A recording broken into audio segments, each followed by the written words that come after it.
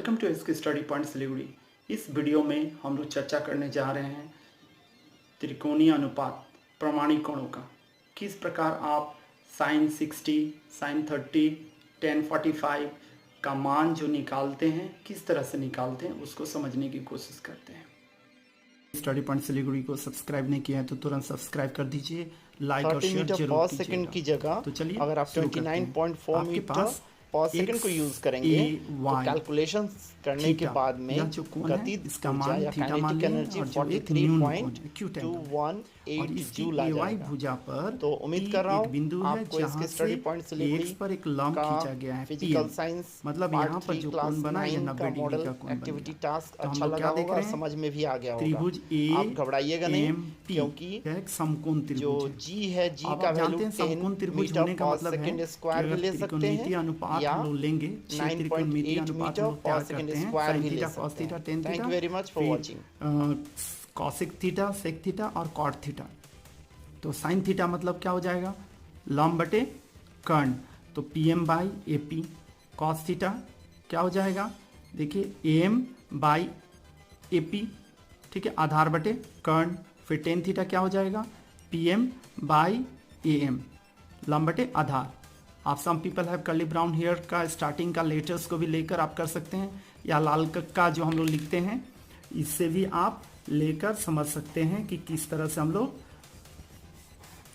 किसी भी त्रिकोणमितीय रेशियोज का हम लोग नाम लिखते हैं। ऊपर से लीजिएगा तो साइन थीटा, फिर यहाँ पे कॉस थीटा, फिर टेन थीटा, और ये हो गया cosec theta, sec theta, cot theta, ठीक है। लंब बटे कर्ण, आधार बटे कर्ण, लंब बटे आधार, इस तरह से हम लोग लेकर इन अनुपातों को तैयार करते हैं, ठीक है। इस पर भी अलग वीडियो होगा, आप देख लीजिएगा उसमें। अगर कुछ समझ में नहीं आया तो फिर कमेंट कीजिएगा।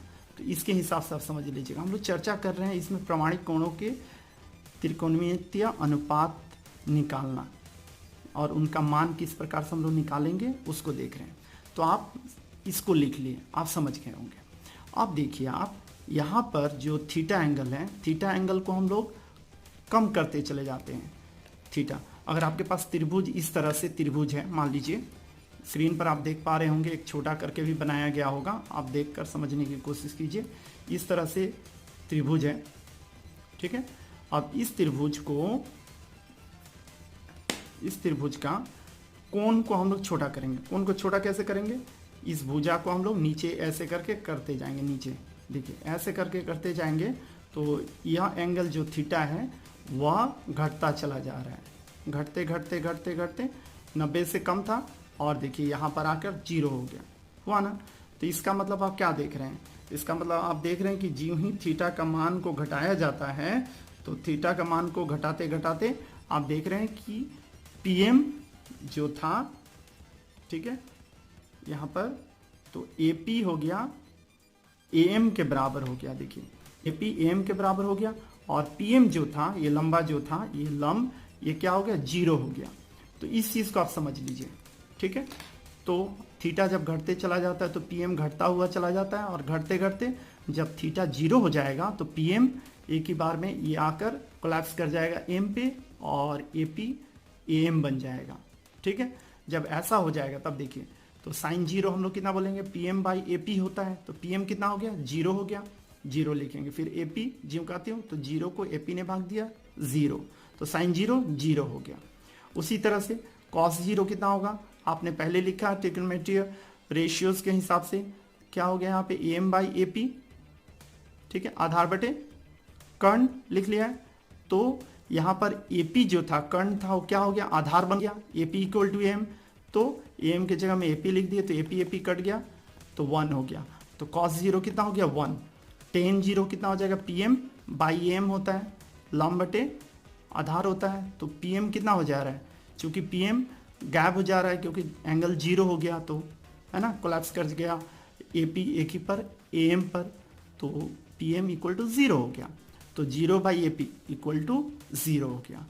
तो इसका मतलब आप देख रहे हैं कि जब थीटा का मान एकदम हम लोग डिक्रीज करते जाते हैं तो पीएम भी घटता हुआ चला जाता है और घटते घटते एपी इक्वल टू एम हो जाता है, ठीक है, ये दोनों बराबर हो जाते हैं। स्क्रीन पर आप देख पा रहे होंगे किस तरह से एंगल्स को डिक्रीज करता हुआ हम लोग दिखा रहे हैं डायग्राम में, आप देखकर समझने की कोशिश कीजिए। अब देखिए, अगर हम लोग थीटा को तो किस तरह से हम लोग मान निकाल रहे हैं, इसको यहाँ पे दिखाया गया है।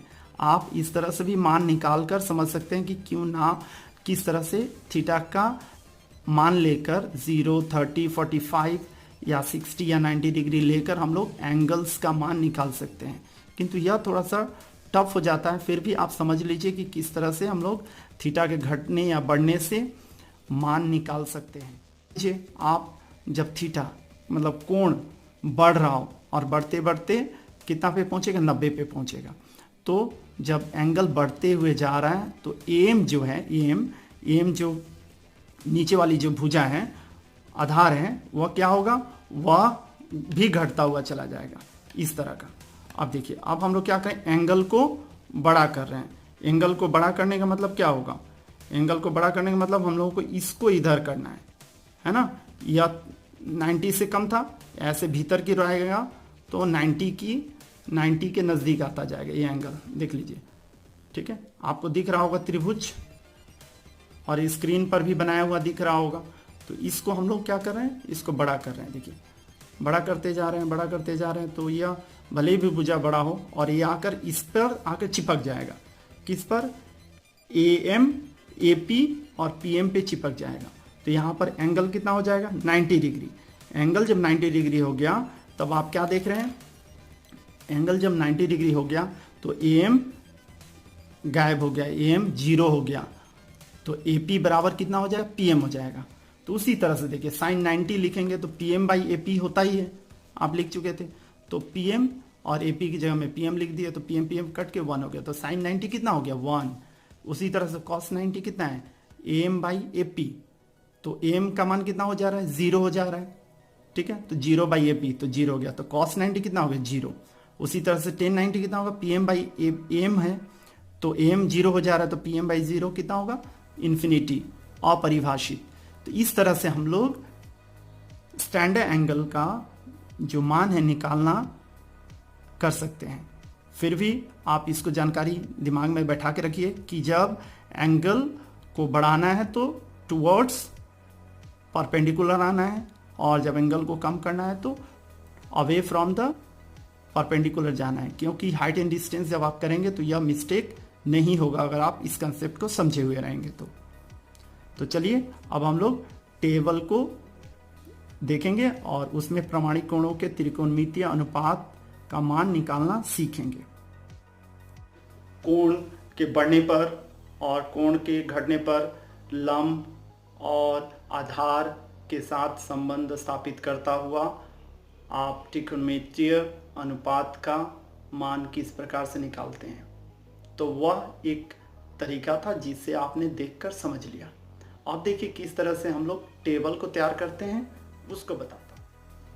तो देखिए हम लोग चर्चा कर रहे हैं प्रमाणिक कोणों के त्रिकोणमितीय अनुपात के मान की सारणी या टेबल निकालना। प्रमाणिक कोण हम लोग 0 डिग्री, 30 डिग्री, 45 डिग्री, 45 डिग्री, 60 और 90 डिग्री को ही मानकर चलते हैं। इन्हीं 5 कोणों को लेकर ही जितने भी त्रिकोणमितीय अनुपात हैं उनका इस एंगल के रिस्पेक्ट में मान निकालेंगे।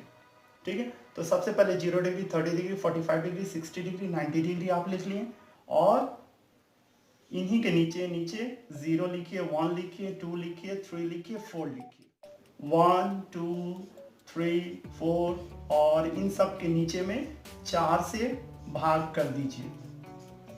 इस तरह से भाग करने से आपके पास वैल्यू निकल गया, यहाँ पे 0, यहाँ पर 1/4, यहाँ पर 1/2, यहाँ पर 3/4 और यहाँ पर 1। यह मान जो निकल गया, इन्हीं मान का आप वर्गमूल निकालिए। जब वर्गमूल आप निकालेंगे इन सब का तो कुछ मान निकलेगा। तो देखिए जो मान मैंने निकाला उसका वर्गमूल निकाल दिया।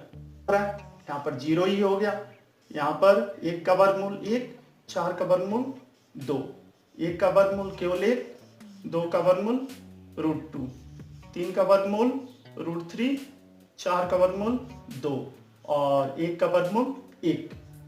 यह जो आपने कैलकुलेशंस करके निकाल लिया, यह वाला जो वैल्यू, यही वैल्यू आपका साइन का वैल्यू होगा।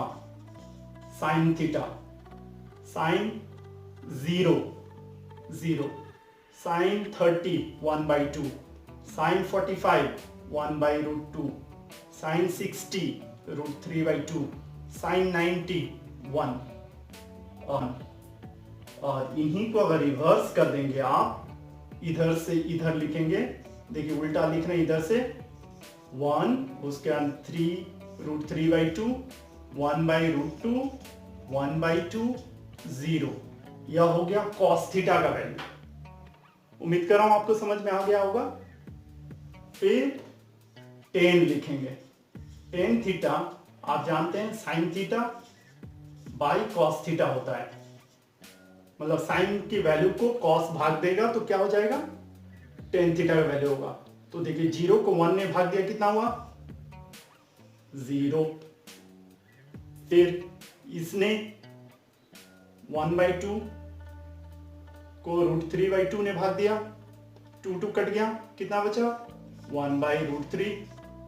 यहाँ पर देखिए 1/√2 ने 1/√2 को भाग दिया, कितना हो गया 1।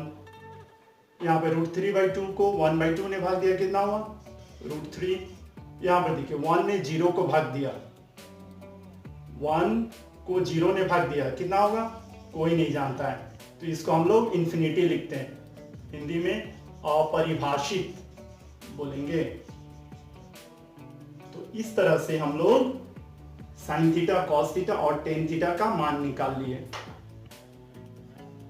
को इतना तक समझ में आ गया होगा, साइन थीटा, कॉस थीटा और टेन थीटा का मान निकालना। और साइन थीटा का रेसिप्रोकल होता है कॉसेक थीटा। आप देखिए तो 1/sin थीटा, इसके लिए लिखेंगे। अब देखिए यहाँ पर cosec theta equal to 1/sin theta, तो 1 को साइन का वैल्यू डिवाइड करेगा तो जो आएगा वो कॉसेक में आएगा। 1/0 कितना होगा कोई नहीं जानता है ना, अपरिभाषित। फिर 1 को यह भाग दिया, कितना हो जाएगा, पलट गया 2, इसको ये भाग करेगा 1 को, कितना हो जाएगा, फिर पलट जाएगा। √3/2 भाग देगा 1 को, ये भी पलट जाएगा 2/√3। 1 ने 1 को भाग देगा, कितना होगा 1 होगा। ठीक है, कॉस का उल्टा रेसिप्रोकल सेक थीटा, तो यह होता है 1/cos थीटा।